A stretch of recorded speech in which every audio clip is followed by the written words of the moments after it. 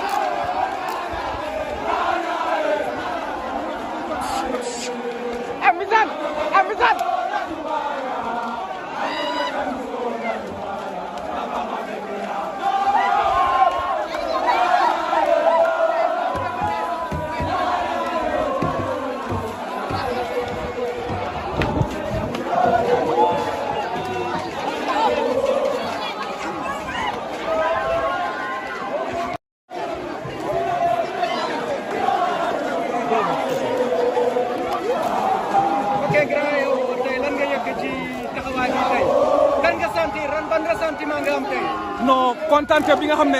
amul fu mu yem kontante bi nga xam ne amul fu mu yem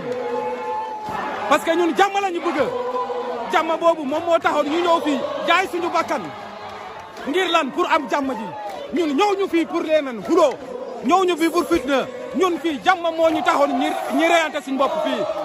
ñu yàgg fii di nekk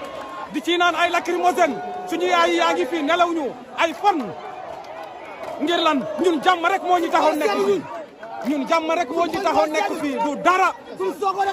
ñun soxoruñu dañoo bëggoon jàmm rek mooy jàmm boobu moom la ñu gis tey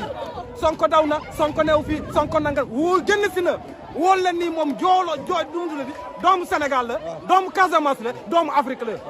jàmm lay woote te jàmm rek lay woo saa su ne kon ñun ñëpp ñu fi nekk jàmm moo ñu taxoon ñu bàyyi suñu kër yi ñëw nekk fii fu jógee la fu sore laa jógee fu sore laa jógee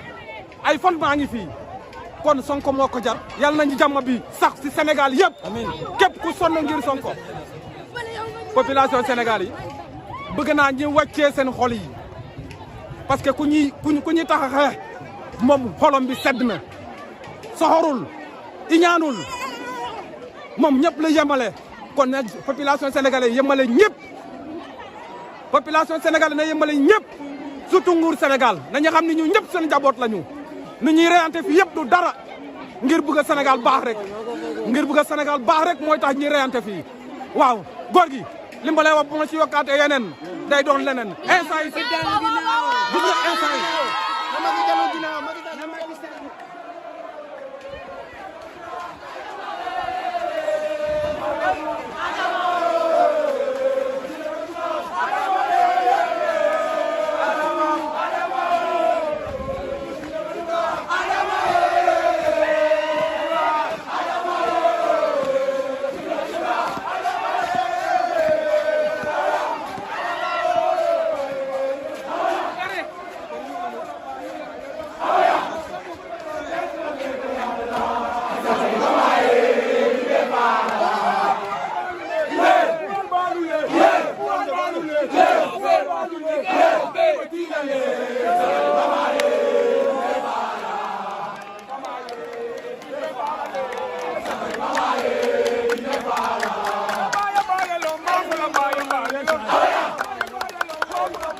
Hello.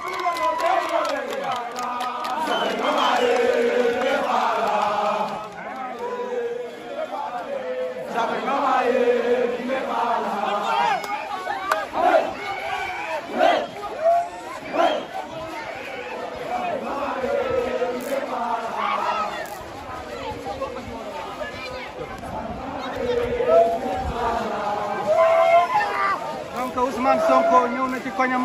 quartier Néma Kajoor bi nga xam ne ni ndaw ñi dañ ko barricadé woon et tout kon moom moo yegg si ba dugg ci kër gi donc Ziguinchor nit ñi fàkkee fu ne ngir ñëw saafonteeg moom kon ñu continuer di leen may ambiance.